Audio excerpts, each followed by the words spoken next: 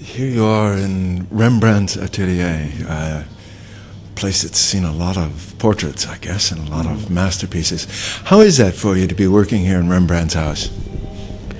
Yeah, it's actually the same as anywhere else, because he's not here. He's not in right now. That's quite true. So, being in this spot doesn't have any particular effect on you? No, the building looks like new, so it doesn't look like he's still around. I mean, you can maybe you need some kind of medium to get him back. I don't know, get his ghost back. Yeah, they expelled him for lack of money. Yeah, so he's not. He didn't die here, also. So I guess, yeah, his spirit is not around. I don't know. So, I noticed when I was here yesterday that you do a lot of portraits. When you're doing a portrait, what is it that you're looking for in that in a face, or is there a way that you come to the portrait itself? No, what you're looking for in a portrait is you're looking for yourself actually, and yeah, it's like a mirror. Every face is like a mirror. That's every interview is like a mirror of yourself, and that's the same with portraits. And that's also what is intriguing about it, because yeah, every time it's kind of mixture between you, the world, and the other person. So yeah, it's very interesting. Now here you've been making a lot of portraits. Yeah. When you paint in your own studio and you're working there, do you work basically the same way, very fast, you develop it quite quickly, the personality of the person I watched yesterday? Yeah, I like to do it as quick as possible. I don't know why, but I think to capture yeah, the moment, you have to do it quickly. And yeah, I think also it's very difficult to concentrate for more than 1 hour. So I'm like kind of a Zen painter. I want to do it yeah, at that time. You know, maybe you can study for 100 years to make then that one painting in 5 minutes. 5 minutes, so that's what I like to do. Now, Rembrandt was very famous for his portraits, and oftentimes it was said that he was able to create emotion, or to show the emotional state of that person when he was making either the portrait. Is that something, one of your concerns in portraits? No, I don't think it comes, or it doesn't come, because it costs yeah, a lot of trouble already to make a painting.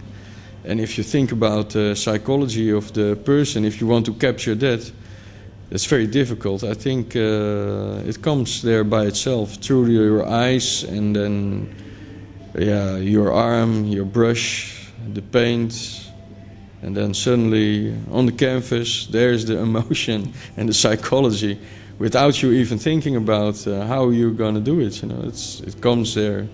You cannot say, now today I'm going to make a portrait with very interesting psychology. Yeah, it's paint, and that's what it always will be. But you can fantasize about who it is and what his thought. Is he a serial killer? Is he a pedophile? Or is he a very good holy man? Or, you know, these things all come together in the painting, but you cannot say that in advance. Now today you're working on nude drawing, and yeah. I think later you're going to paint this afternoon. This is part of your part of what you do as a specialty, I think. Is there something?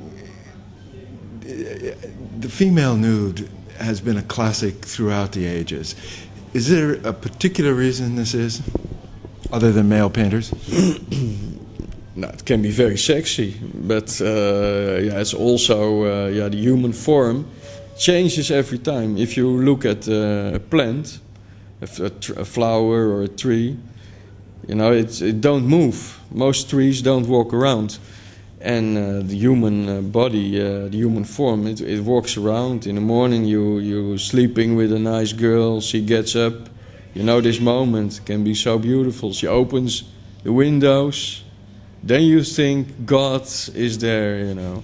And you want to be a little bit like God, so you create Eve again. And yeah, that's what I see in every girl. I see the creation of human beings, and that's what you are. You're an instrument of God in that way, and that's nice.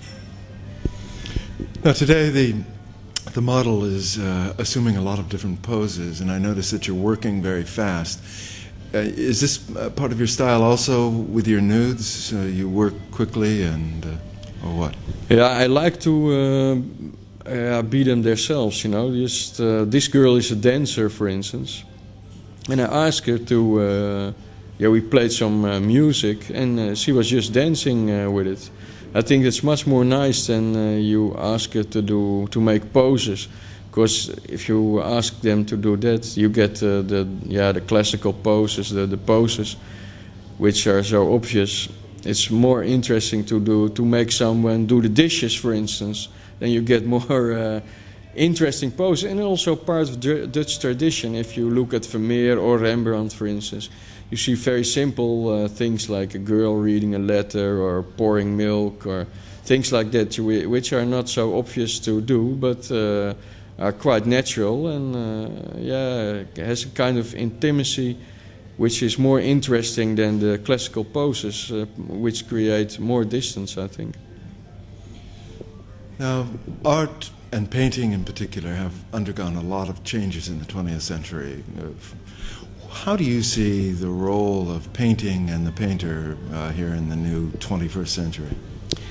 Now, I think we as human beings don't change so much. If you look at the cave paintings, or you look at children paintings or paintings of Rembrandt, the differences are not so big. It will always exist, I think, painting, because it's a very direct way of create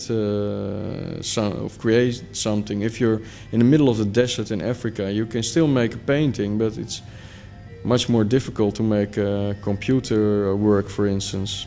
And I think that's also the big attraction of painting and drawing, that you can do it with such simple things. You don't need any money for it. You don't. If you have a finger and a piece of beach, you can make a drawing, you know, and that is the big attraction of it. And it's very direct link between your brain and your eyes, and the thing you do.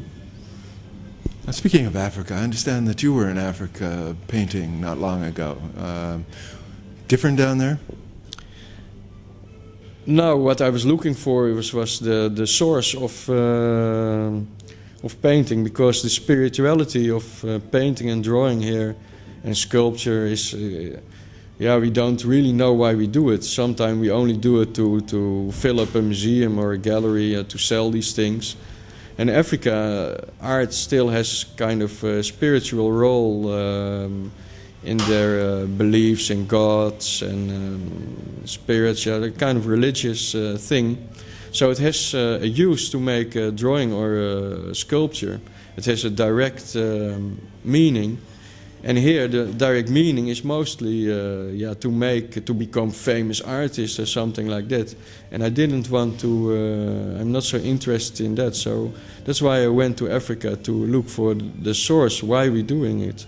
And it's, you can find it in New York maybe, but Africa has some direct meaning of how and why to make art. Speaking of the how and why, what brought you to making art in the first place? Yeah, I think like every child, you look at your big toe and you wonder why is it there, and you get a piece of paper. I think everybody is creative in some sort of way, And yeah, it stops after a while because people they think they have to be like Rembrandt, for instance. And if they're not like Rembrandt, they cannot make art anymore. And that's also what you look if you see more primitive societies, which kindergarten is also a kind of primitive society.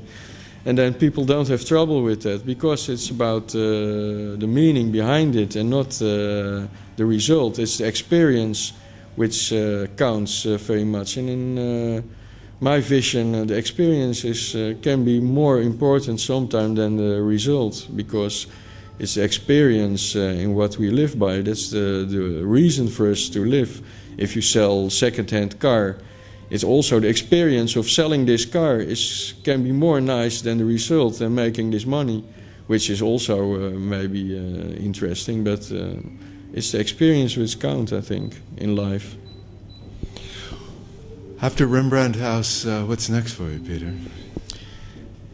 Yeah, it's back to the Peter house, to the Peter Klashorst house again, and yeah, I will continue what I've done here also to make the portraits, the nudes, and yeah, continue with and look for new experiences. And because every time you make a painting, I'm always surprised at the results. You know, it can be so bad sometimes, which can also be very nice. You know. Peter, thank you very much for being with us today. Okay, thank you. And, we welcome to look at the works. Thank you.